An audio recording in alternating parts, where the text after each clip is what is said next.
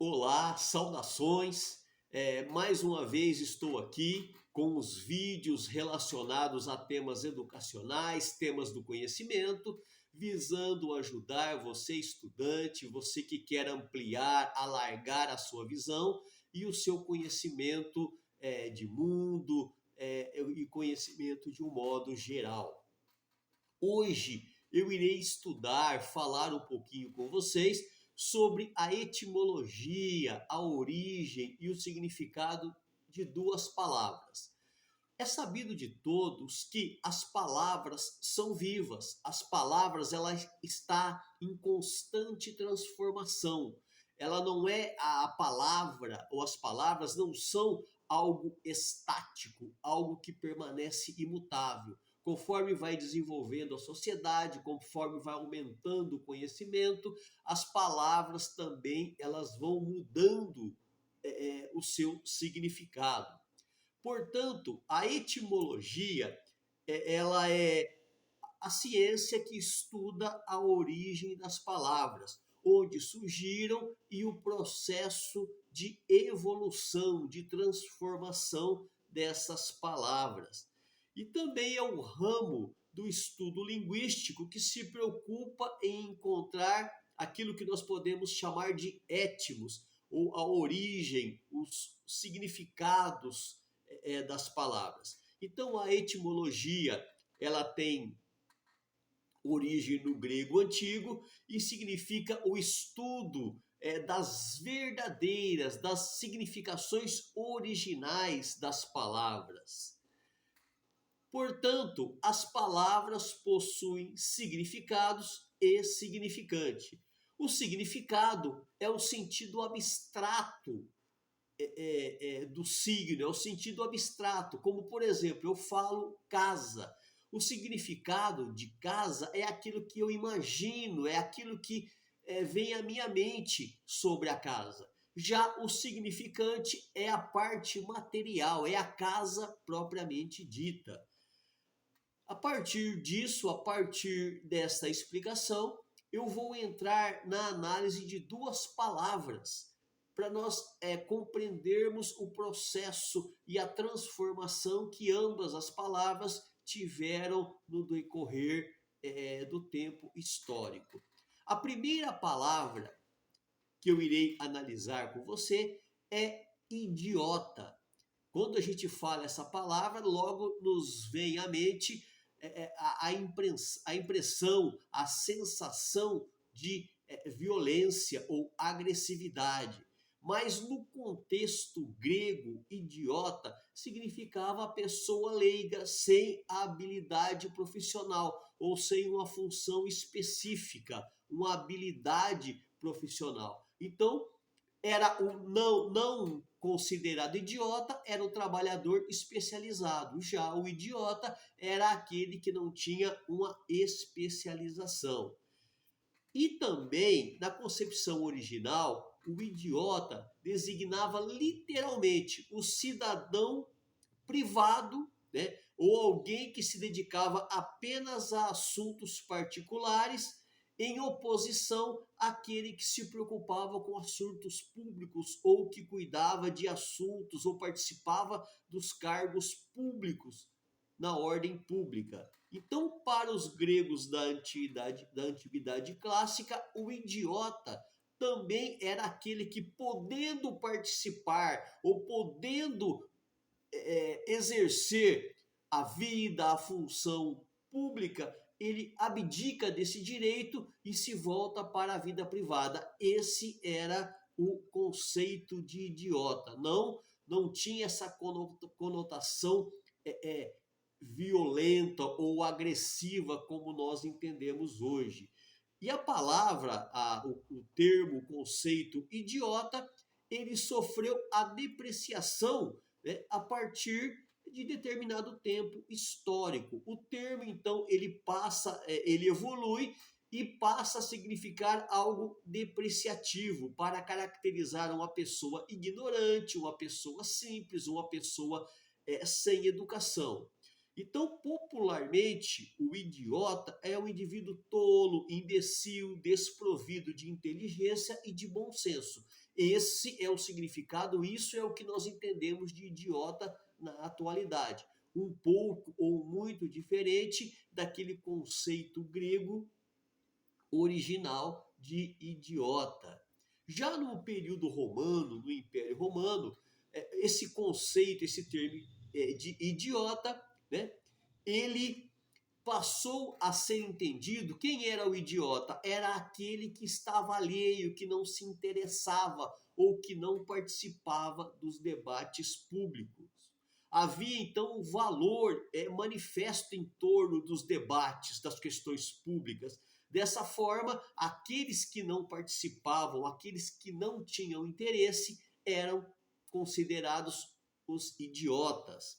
E também, como a sociedade grega era uma sociedade politeísta, uma sociedade que possuía vários deuses, era considerado idiota também aquele que não acreditava ou que não se manifestava religiosamente de acordo com o que imaginava a sociedade grega ou a sociedade romana, ou melhor, é aquele que ignorava os deuses, as religiões ou a religião romana. Esse era também o idiota. Já no século XIV, o idiota já tem uma conotação de deficiência mental, né? É uma pessoa afetada por uma deficiência, por uma falha cognitiva. Já um segundo termo que eu irei analisar com vocês é a palavra maquiavélico, que também, com o decorrer do tempo, ela sofreu algumas mudanças, algumas depreciações. É a palavra Maquiavel, como eu disse. Maquiavel, ela tem origem de um nome de alguém que foi importante, foi o Nicolau Maquiavel. Ele foi um historiador, foi filósofo, foi um poeta, diplomata e músico de origem florentina, lá no Renascimento. Então Maquiavel viveu de 1469 a 1527. Nicolau Maquiavel, então, ele foi alguém muito importante e escreveu uma obra de destaque que foi O Príncipe.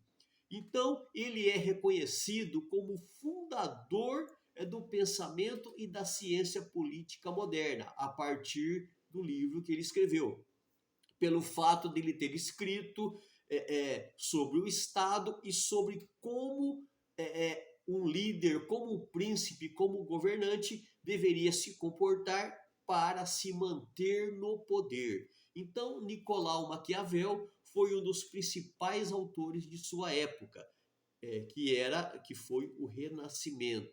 Segundo Maquiavel, um príncipe, e ele narra isso no seu livro, ele deve apresentar algumas características que são essenciais para que ele tenha sucesso e que ele possa se estabelecer no poder.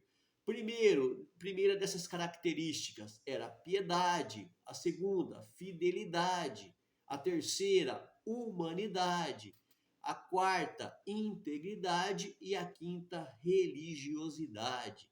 É dele aquela famosa frase que os fins justificam os meios. Apesar do líder, do príncipe ter essas qualidades, ele deve agir de maneira ilegítima caso seja necessário para se manter no poder. Então, Maquiavel, no decorrer da história, ele foi muito injustiçado, porque o seu nome passou a ser ligado, o maquiavélico ou maquiavelismo, a algo pejorativo, a algo ruim. O nome dele passou a ser ligado a alguém agressivo, a alguém mau, a alguém imoral. Não tem nada a ver com o sentido do seu nome, do seu sobrenome Maquiavel, ou com o intuito, com o pensamento de Maquiavel. O maquiavelismo, ele, no decorrer da história, ele se associou a algo que não tem fundamentação naquilo que foi Maquiavel, que era um intelectual, um pensador, um estudioso. Então, a manutenção, no seu livro ele narra isso, a manutenção do poder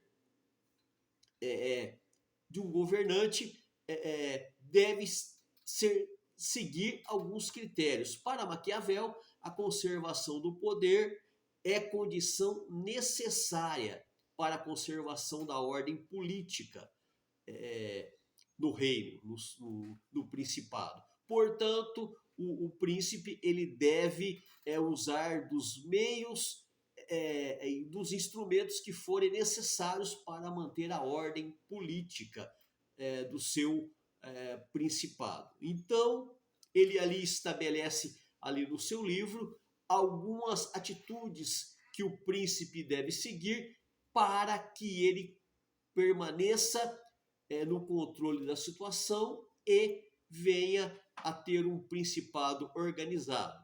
Então, o maquiavelismo passou a significar, no decorrer da história, alguém que fosse inescrupuloso, que fosse esperto, astuto, ou alguém que nega as leis morais. Para que vocês percebam que as palavras, elas passam por mudanças e por significados. No decorrer da história, ela vai evoluindo, ela vai mudando, ela vai se transformando, assim como o próprio pensamento humano. O próprio pensamento humano, ele vai evoluindo. As leis, por exemplo, as leis, elas seguem a ética do momento. Aquilo que foi ético no passado, aquilo que as pessoas entendiam como ética, como moral ou como certo e errado, eram positivadas nas leis.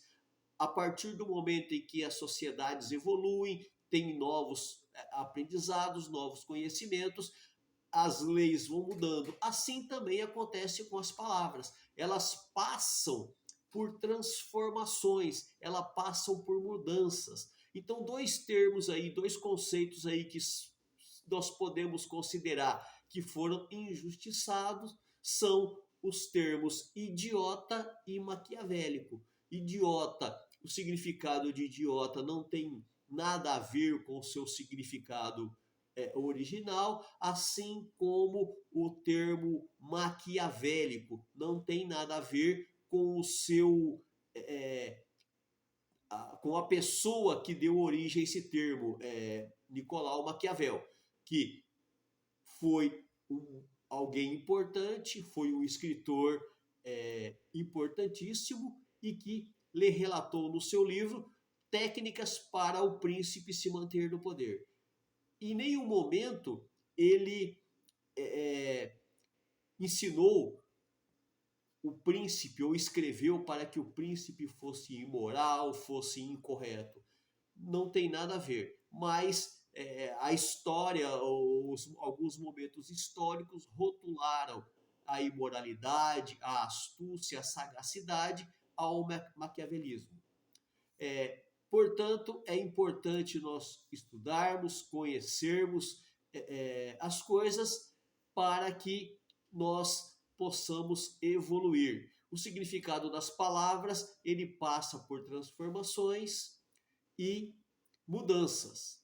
Bem, eu termino aqui o vídeo de hoje e brevemente eu gravarei outros vídeos com temas apropriados para os estudantes, para o ensino médio e para a educação de um modo geral. Um abraço a todos e até a próxima.